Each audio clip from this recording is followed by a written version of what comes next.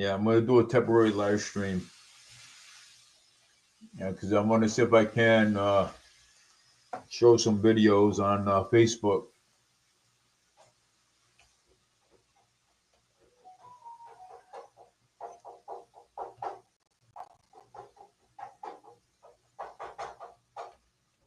This meat is lean. Very lean. That's some of the leanest meat I've seen in a while. Wow, I like it. I like how lean this is. You know what else I like lean? Nah, okay.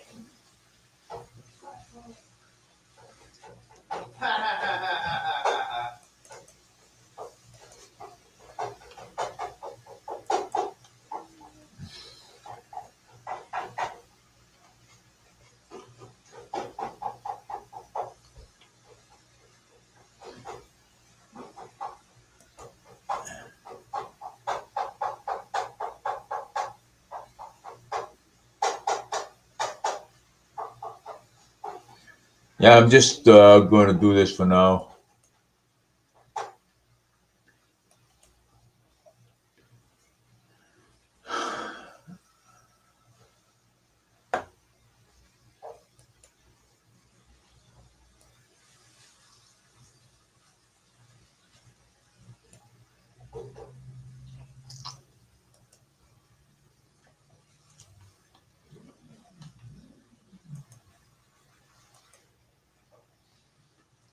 LOL. I'm making a story making fun of her.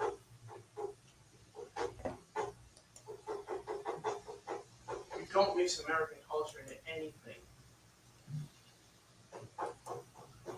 Okay. Europe doesn't like American culture. I can see why Europe hates Americans. Oh. Or do. What do? You're on live stream? Yeah, well, I'm trying out something for now. So you can say about American culture, it's fine. What happened in Oktoberfest was not good. I don't know if Europe hates Americans, but I just say that. Oh, have you seen how people behave when they travel to foreign countries?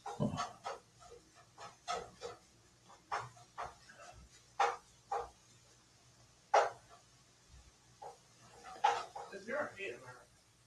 I don't know. I don't even know if that's on my stream right now. I'm doing a Facebook thing right now. Okay. But I'm just saying, I don't think I like any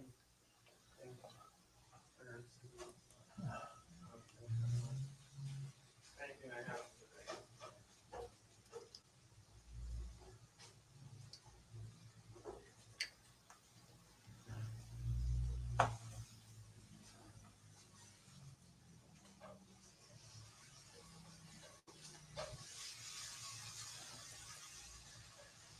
Right here.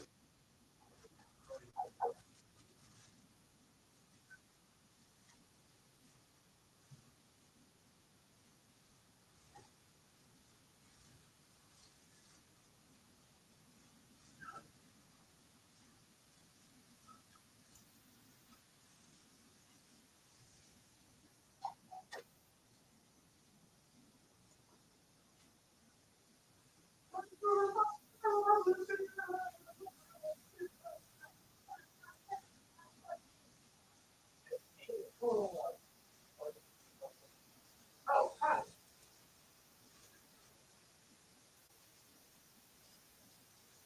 Yes.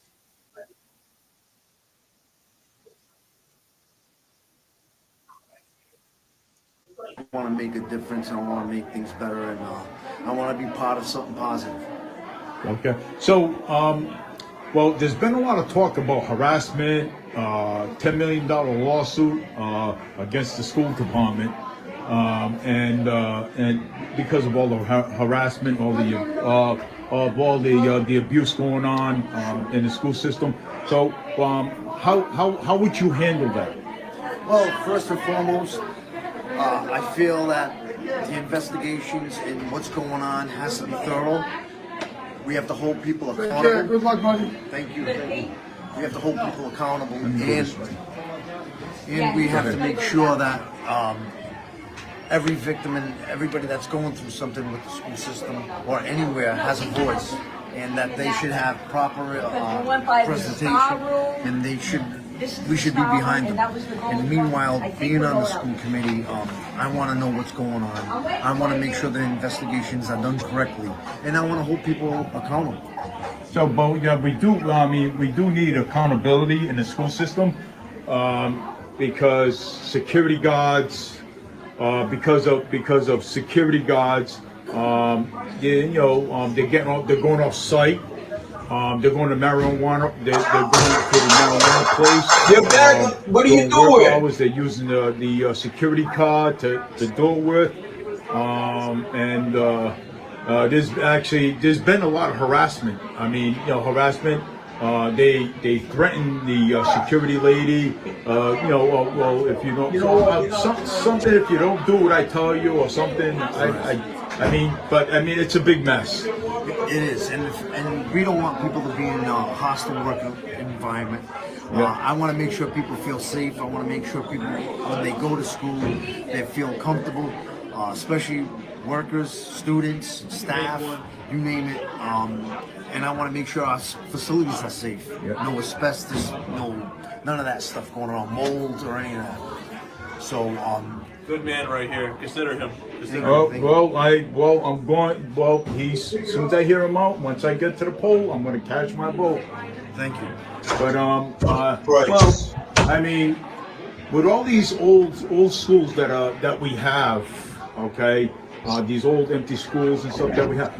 I mean, can we use them? I mean, we can actually use them over and over, unless we can, bring them more up the code. True. Like anything, as things get older, they fall out of code. Like usual, they let things just fall apart. So it's going to take a lot to bring the older schools that have just been sitting all this time up to par. But that takes, budget. That takes money. That takes time. But needless to say, they do have potential. Now, how much money do we want to throw at it? That depends on the city and the voters and everybody else. Well, I mean, the teachers, and what about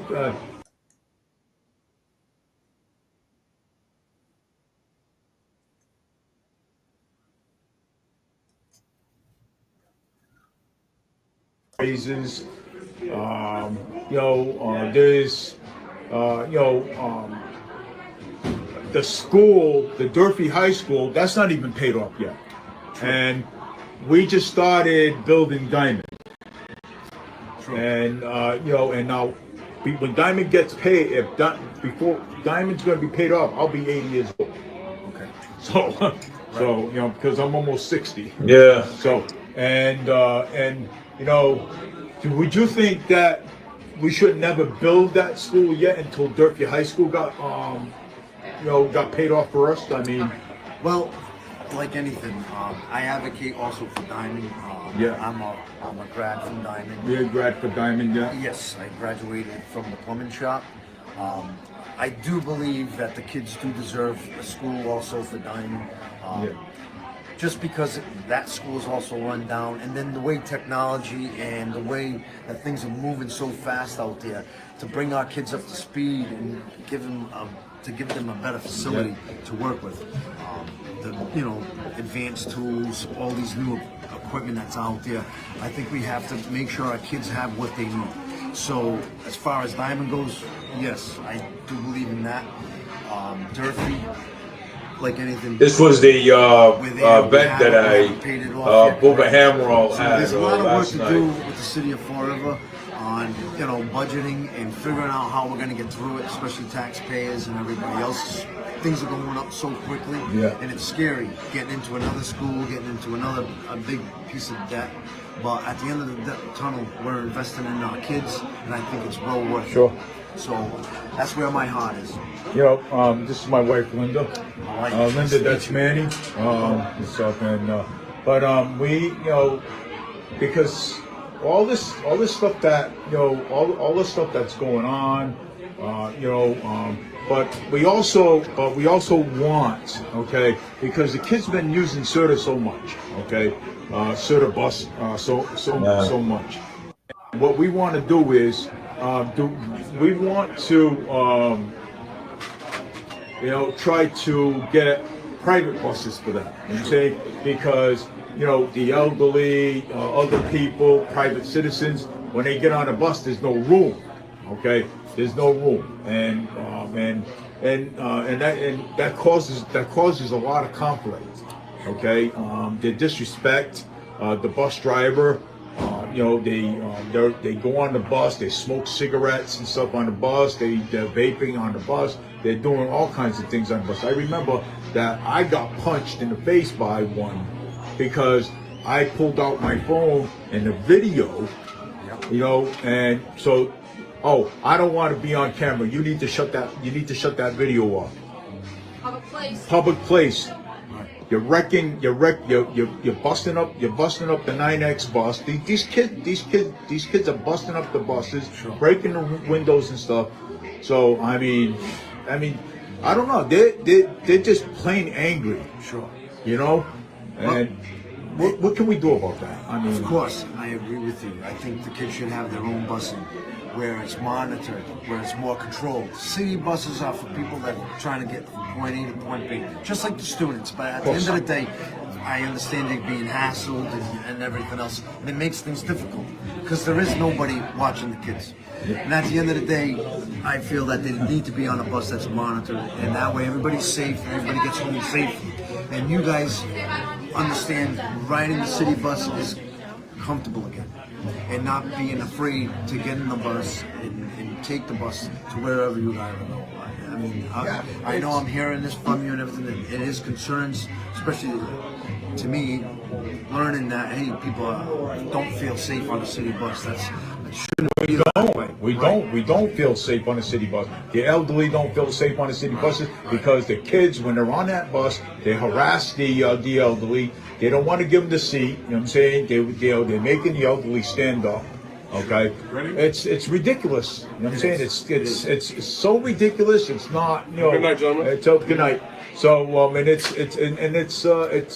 not good. You know what I'm saying? You know, my wife gets on the bus. They kick my wife and you know. Yeah. So the lady in front of us had those shopping carts. The female driver tried to put the ramp down for her. There's people lined up at the top of the bus shelter with the market basket. Yep. No, thank you. They were actually trying to get on the platform and lazy about the bus, and the driver said, "No, wait, I have people getting off." You know, I'm walking by. To my left side is a lady and a young boy, and then I felt like a joke on my leg. I said, "Did you just hit me?" And the kid said, "Oh, so don't yell at him." I'm like, she's my wife. But lady, control your anger, wife. Yeah, because I did say that. You know what I'm saying? I told her, I said, look, you need to control your kid. You know what I'm saying? Correct. Your kid just kicked my wife in the leg. My wife has problems with her leg as it I is. must have read it. Right. And that's the problem today. Everybody's forced to do these things. I feel, and the stress levels are so high, and being trying to deal with all these students jumping on the city bus at the same time that we're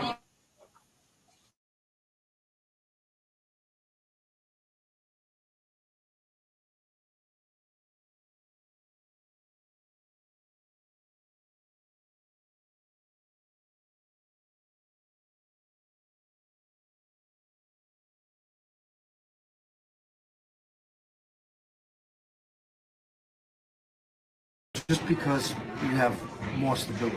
Yeah. Well, I use my the only time I go on a city bus is with my wife. The only time I go on, I use my e-bike to go to work with. Okay. Okay. You know, because that leaves the stress level down a little bit. Okay. Sure. Well, for me, because You're getting fresh air. You're out there. You're doing your. Yeah. Yes. And and I might, I can't say I am yet, but I might. I have a sensory problem. Okay, I have a sensory. And we have to put a name to it. I may be autistic because I was undiagnosed. Okay. So. And my son who's here tonight with me is on the autism spectrum as well. So yeah, so I might be on the spectrum. I have.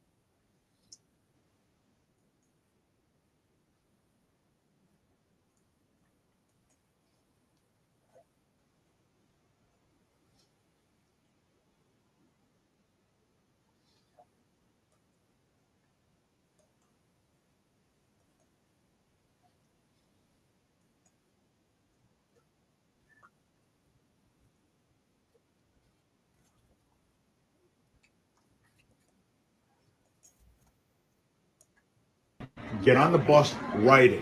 Okay, see for yourself. Okay, see for yourself, and see for yourself, and see how things are.